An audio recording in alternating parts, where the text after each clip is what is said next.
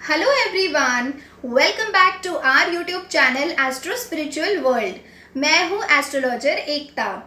मैंने मेरे last video में आप सबको बताया था कि अगर केतु इस प्लैनेट का कंजंक्शन आपकी जन्म लग्न कुंडली में सूर्य के साथ या फिर चंद्रमा के साथ या फिर बुध ग्रह के साथ या फिर मंगल ग्रह के साथ बनता हो तो उसका क्या रिजल्ट हो सकता है। तो उसी वीडियो को अब मैं इस वीडियो के थ्रू कंटिन्यू करती हूँ और आप सबको बताती हूँ कि अगर केतु ग्रह का संबंध आपकी जन्म लग्न कुंडली में गुरु के साथ या फिर शुक्र के साथ या फिर शनि ग्रह के साथ होता हो तो उसका क्या रिजल्ट मिल सकता है।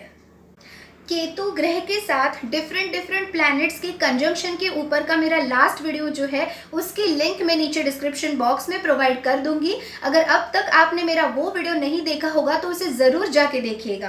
तो चलिए इस वीडियो की अब हम लोग शुरुआत करते हैं। अगर आपको मेरा वीडियो पसंद आता है तो please don't forget to like, share, comment and subscribe. For paid consultation and personalised remedies you all can email me at ekta.kotkar@gmail.com। मैं मेरा ईमेल आईडी नीचे डिस्क्रिप्शन बॉक्स में पिन कमेंट में और ऊपर मेंशन कर दूंगी। जैसे कि हम सबको पता है कि केतु ग्रह को एस्ट्रोलॉजी में सबसे ओल्डेस्ट प्लैनेट का दर्जा दिया हुआ है। केतु ग्रह सबसे ज़्यादा परफेक्शनिस्ट है और इसके अलावा केतु ये एक ऐसा ग्रह है जिसको आपके पास्ट के बारे में, आपके पास्ट लाइफ के बारे में हर एक चीज़ पता होती है। हिंदू वैदिक ज्योतिष शास्त्र के अनुसार केतु ग्रह दो प्रकार की भूमिकाएं निभाता है, यानी केतु ग्रह दोनों टाइप्स के रोल जो है वो बहुत अच्छे से निभाता है। एक तरफ तो वो मंगल से भी ज़्यादा स्ट्रॉन्ग वॉरियर है तो दूसरी तरफ वो आपको मोक्ष की प्राप्ति दिलाता है। यानी केतु ग्रह ऐसा ग्रह है कि अगर वो शत्रु के साथ युद्ध करने लग जाए तो अपने शत्रु को भी वो परास्त कर देगा, उसे धूल चटा देगा। लेकिन दूसरी तरफ अगर आप सरेंडर हो जाते हैं और अगर आप मटीरियलिस्टिक चीज़ों से दूर भाग के अगर स्पिरिचुअलिटी में ही अपना पूरा फोकस डेवलप करते हैं तो ऐसे में वो आपको मोक्ष की राह दिखाएगा। ऐसा माना जाता है कि केतु ग्रह सिर्फ जुपिटर यानी बृहस्पति से ही सलाह सुनते हैं और उनकी ही सलाह मानते हैं। ऐसा भी माना जाता है कि केतु ग्रह की जितनी भी नेगेटिविटी है वो टू सम एक्सटेंट सिर्फ जुपिटर प्लैनेट ही कंट्रोल कर सकता है। अगर हम लोग बात करें जुपिटर प्लैनेट की यानी गुरु बृहस्पति की, तो बृहस्पति ये ऐसा इकलौता प्लैनेट है जो सबसे ज़्यादा सात्विक है और वो आपको अध्यात्म और उसके साथ साथ जीवन के सारे सुखों की भी प्राप्ति कराता है। यानी जुपिटर ये सबसे बैलेंस्ड प्लैनेट है। एक तरफ तो वो आपको स्पिरिचुअल रास्ते पे भी ले जाएगा, अध्यात्म की तरफ ले जाएगा, लेकिन उसके साथ साथ जीवन के जितने भी सुख है यानी वैवाहिक जीवन का सुख, संतति का सुख, धन का सुख, घर का सुख, तो ये सारे सुख भी आपको प्रदान करेगा। और ऐसा भी माना जाता है कि गुरु ग्रह की दृष्टि जहाँ पे भी पड़ती है वो सारी चीज़ें बिल्कुल शुभ हो जाती है। और इसीलिए एस्ट्रोलॉजी में हम लोग मानते हैं कि जुपिटर की दृष्टि जहाँ जहाँ पे पड़ती है, कुंडली की जिस भाव पे पड़ती है उस भाव से संबंधित आपको बहुत शुभ परिणाम मिलते हैं।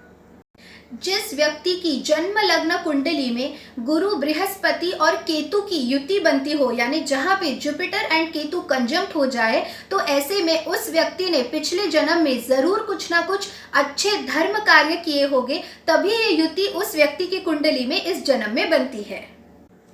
कर्क, वृश्चिक, धनु या फिर मीन राशि में अगर ये गुरु और केतु की युति बन रही हो तो ये काफ़ी हद तक अच्छे रिजल्ट्स देती है। लेकिन यहाँ पे दो चीज़ें ध्यान में रखना बहुत ज़्यादा इम्पॉर्टेंट है कि भले ही केतु और गुरु की ये युति कर्क, वृश्चिक, धनु या फिर मीन राशि में बन रही हो, फिर भी वो किस भाव में बन रही है और दोनों प्लैनेट्स की डिग्री क्या है, जब तक हम लोग ये चीज़ें नहीं देखते तब तक हम लोग एक्यूरेट प्रेडिक्शंस नहीं दे सकते। इसलिए गुरु और केतु की ये युति सिर्फ फ्रेंडली साइंस में होना इम्पॉर्टेंट नहीं है, बल्कि गुरु और केतु की डिग्रीज क्या है, उनके नक्षत्र क्या है और ये युति किस भाव में बन रही है ये भी देखना उतना ही इक्वली इम्पॉर्टेंट है।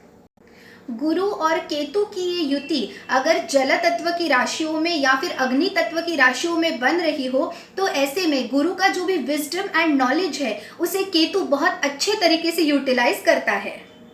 स्पेशली अगर ये गुरु और केतु की युति जल तत्व की राशियों में बन रही हो और उसमें भी अगर ये युति कुंडली के 4th हाउस में, 8th हाउस में या फिर 12th हाउस में बन रही हो तो ऐसे में व्यक्ति हाईली इंट्यूटिव होता है और उसका सिक्स्थ सेंस बहुत ज़्यादा पावरफुल तरीके से काम करता है। गुरु और केतु की युति रिलीजियस हेड्स को, स्पिरिचुअल गुरु को, राइटर्स एंड ओरेटर्स को बहुत अच्छे रिजल्ट्स देती है। अगर सेम गुरु और केतु की युति किसी भी व्यक्ति की जन्म लग्न कुंडली में अगर किसी खराब भाव में या फिर खराब राशि में हो जाए तो ऐसे में वो व्यक्ति को सोशल एंड रिलीजियस लेवल पे बहुत अनपॉपुलैरिटी देती है। ऐसा व्यक्ति कई बार धर्म का नाश करने वाला भी होता है। वायु तत्व की राशियों में और पृथ्वी तत्व की राशियों में जहाँ जहाँ गुरु कमजोर हो जाए वहाँ पे कहीं ना कहीं इस युति में केतु भी आपको नेगेटिव रिजल्ट्स देता है। गुरु और केतु ग्रह की युति अगर जल तत्व की राशियों में बन रही हो तो उसे मत्स्य योग कहा जाता है। अगर गुरु और केतु की युति गुरु की उच्च राशि में या फिर मित्र राशि में बन रही हो तो उसे धर्म ध्वजा योग कहा जाता है। और ऐसे में धर्म ध्वजा योग वाले व्यक्ति को जीवन में धार्मिक रास्तों पर या फिर स्पिरिचुअल राह पे काफ़ी अच्छी सफलता हासिल होती है। वही अगर गुरु और केतु की युति गुरु की नीच राशि में यानी मकर राशि में या फिर गुरु की शत्रु राशि में बन रही हो तो ऐसे में वो चांडाल योग कहलाता है। उसमें भी अगर केतु से कम डिग्री जुपिटर की हो तो ज़रूर ये चांडाल योग बहुत ज़्यादा एक्टिव हो जाता है और काफ़ी नेगेटिव रिजल्ट्स देता है। अब बात करते हैं शुक्र और केतु युति की। तो वीनस एंड केतु का जो कंजंक्शन है वो एक्टर्स के लिए, राइटर्स के लिए, डांसर्स के लिए एंड म्यूजिशियंस के लिए बहुत ज़्यादा अच्छा होता है। लेकिन शुक्र और केतु की युति कहीं ना कहीं थोड़ा सा नेगेटिव रिजल्ट भी ज़रूर देती है। जिस व्यक्ति की जन्म लग्न कुंडली में शुक्र और केतु की युति बनती हो ऐसा व्यक्ति सच्चे प्यार के पीछे जीवन भर भागता रहता है लेकिन उसे सच्चा प्यार नहीं मिलता। इसका मतलब ये नहीं है कि उसकी लाइफ में पार्टनर्स नहीं आते। ऑफकोर्स मल्टीपल लव अफेयर्स हो सकते हैं ऐसे व्यक्ति के, काफ़ी सारे प्रेमी आएंगे लेकिन वो सच्चा प्यार जिसकी वो तलाश करता है वो जल्दी नहीं आ पाता और उसी के पीछे व्यक्ति जीवन भर भागता रहता है और at the end of the day frustrate हो जाता है।